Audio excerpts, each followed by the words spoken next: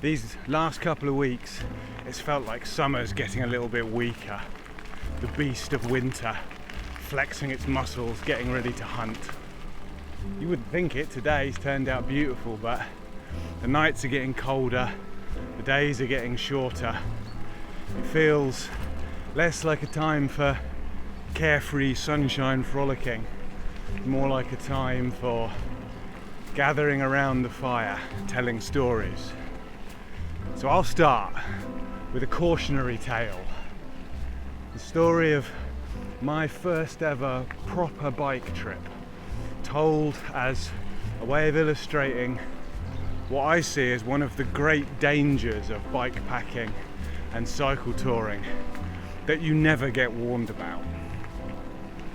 You know, I see people posting on Reddit quite often and they'll say, oh, I'm planning my first solo bike trip, and they'll be worried about wild camping, how to secure a bike when resupplying in a shop, or they'll be worried about wildlife, inclement weather, navigating, all very reasonable concerns which can be minimized with a bit of planning and preparation.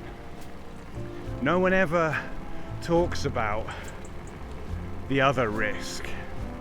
There is a risk which you can't mitigate by planning, and if it happens, you can't fix it. And that's the risk that first tour will fundamentally and permanently change the way you view the world and possibly the rest of your life. I've always been a rider of bicycles. I have the blurriest of snapshot memories of the actual process of learning to ride, but I don't even know if they're real. All of my moving picture memories were captured post learning to ride. And my dad was quite an early adopter of mountain bikes when they first started to appear in the UK. And we went for a lot of rides when I was a kid. You know, I remember them as these epic all-day adventures. In reality, they were probably 10 miles, 12 at most. We did a lot of them. And then, I guess, late teens, mid-teens, I sort of drifted away from cycling a little bit. I think I got a car and I got into going out to the pub and stupid teenager things.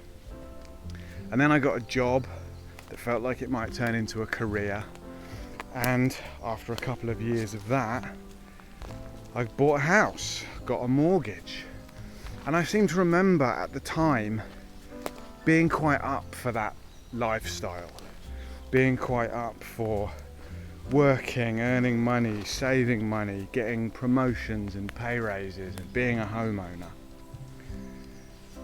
And then the company that I was working for got involved in one of those ride to work schemes where you can get a bicycle as a pre-tax salary deduction.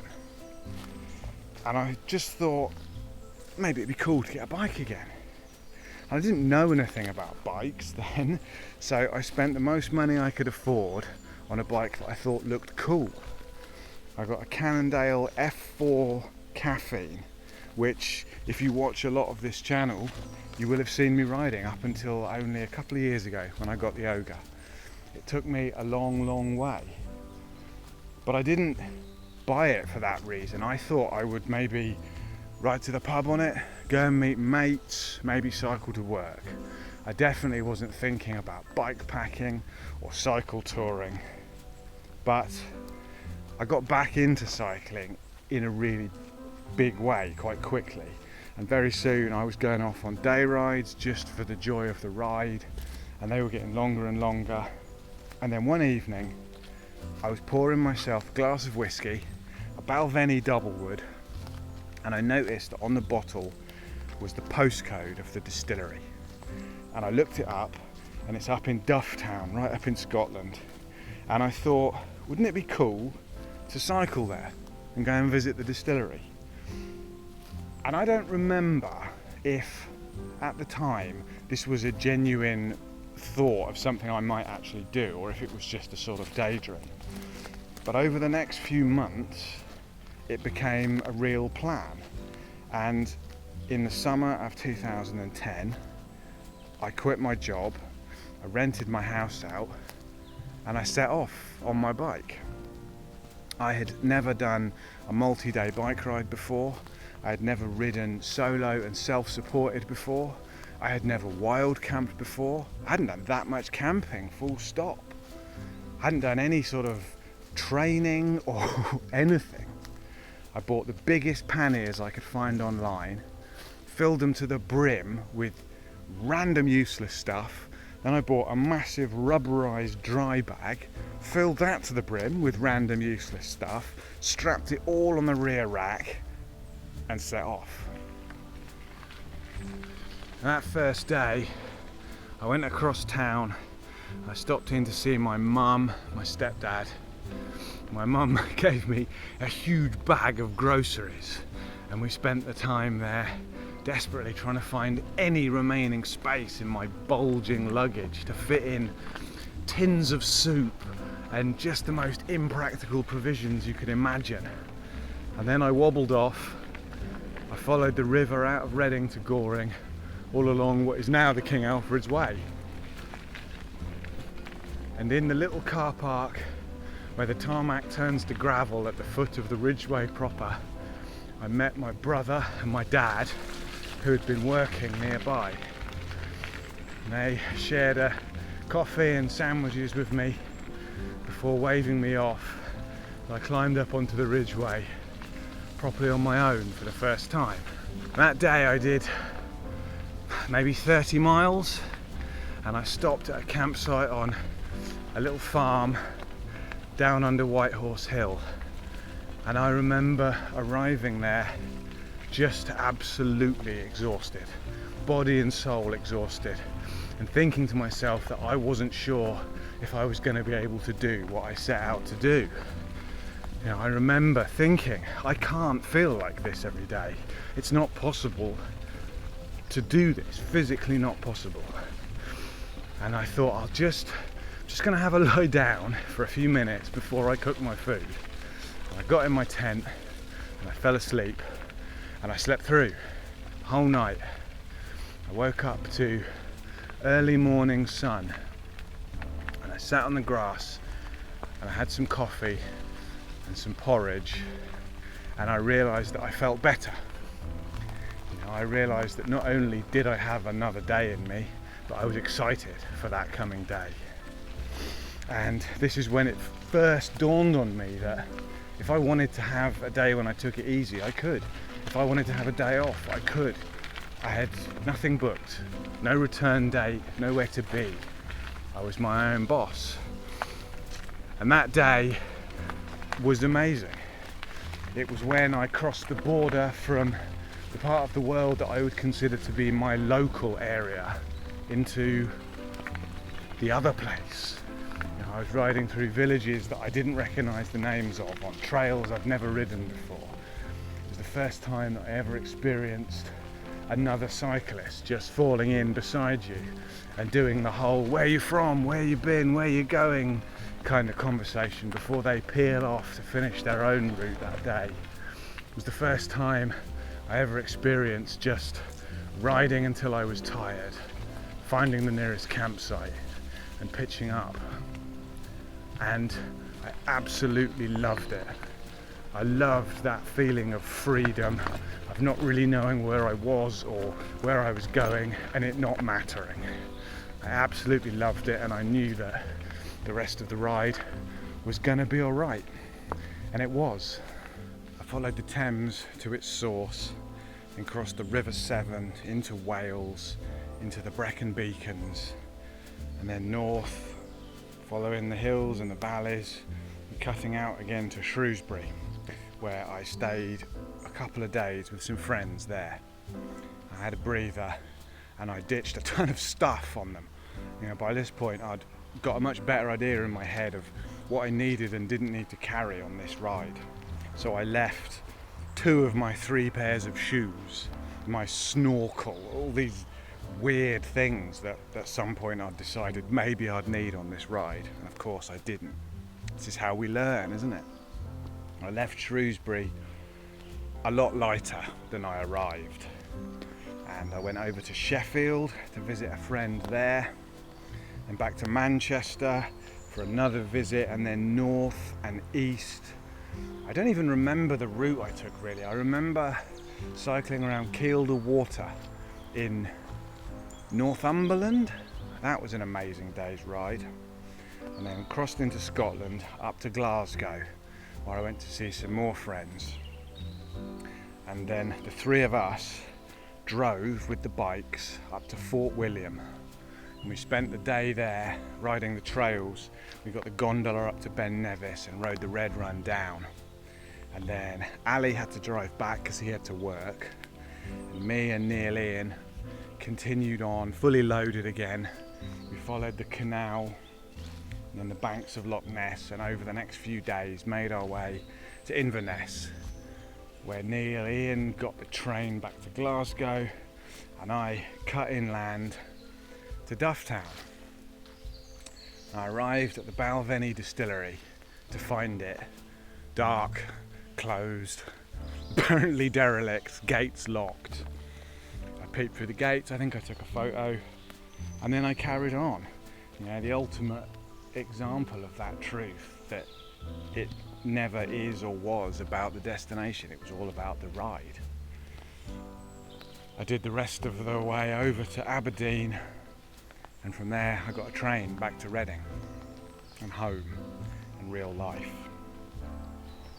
In my head, that trip is an epic, vast chunk of my life.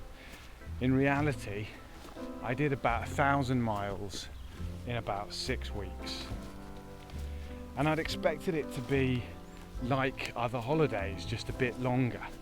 A relaxing interlude between one job ending and another one starting. But the reality was a lot more than that. I enjoyed it in a way that I wasn't really prepared for, I guess. And sitting on the train on the way home, I realised that I wasn't ready for it to be over. You know, I wanted more of my life to be spent like that. And so I decided that instead of trying to find another full-time job, I would try and work as a contractor.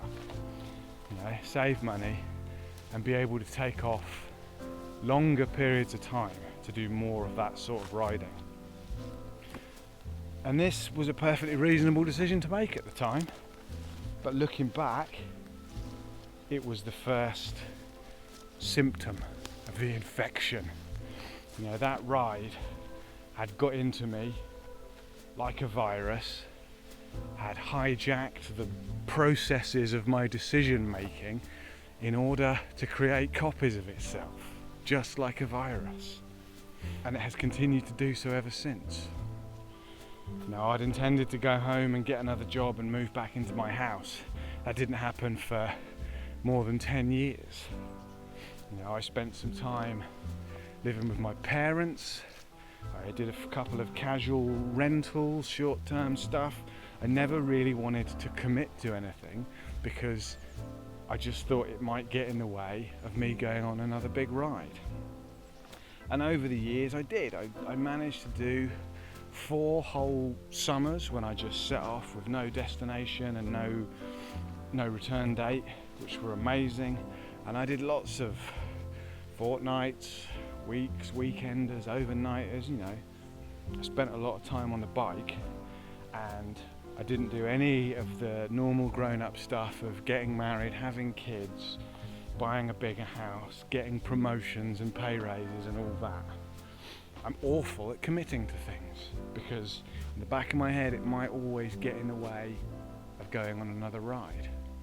You know, even now that I'm back in my house and I'm back in a full-time job, I find myself hoarding holiday days just in case there's a possibility that I might be able to take some time off, go cycling at some point. And maybe this is a good thing, you know. Maybe I'm a lucky geek who found the thing he wanted to be geeky about. Or maybe not. Maybe I'm someone who went on a trip unprepared for the effect it was going to have on the rest of his life. That's for the psychologists to decide.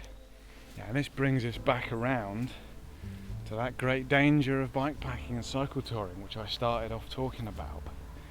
You know, these posts I see on Reddit are often framed in the context of, I've got a few months before I go to university, or I've got a few months before I start a new job and I'm going to do this trip. And I always want to chip in and say, that's great, but one of the things you have to consider is that this trip might change the way you look at your life and at the world. You know, it might change the things you want. It might change the ideas you have about the path that you currently have laid out in front of you. And that may be a good thing or it may be a bad thing. You probably won't know until you've done it and it's happened. You know, it might not even happen to you. This might just be me.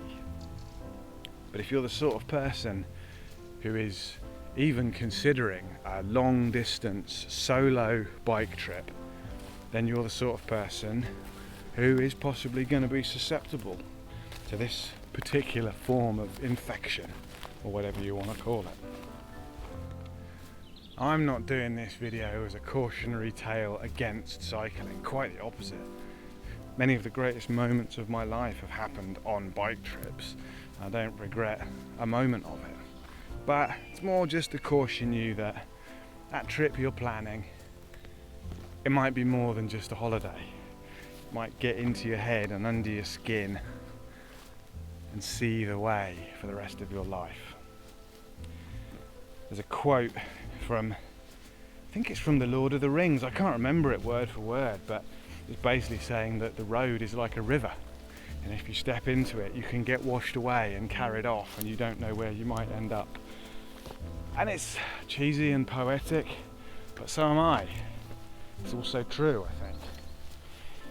So there's my little tale to welcome in the winter on this beautiful sunny day. I don't know how many people would have watched this one to the end. I can't imagine this is going to be one of my bigger hitting videos, but I've quite enjoyed this. It's been nice just monologuing at you all, filming the trees. So I might do some more of these, even if they don't pay the bills. If you got this far, thank you very much for watching. Hope you like and subscribe, leave a comment, let me know what you think. Maybe go and have a look at the Ko-fi page if you want to make me rich. And if not, see you all on the next one. Bye now.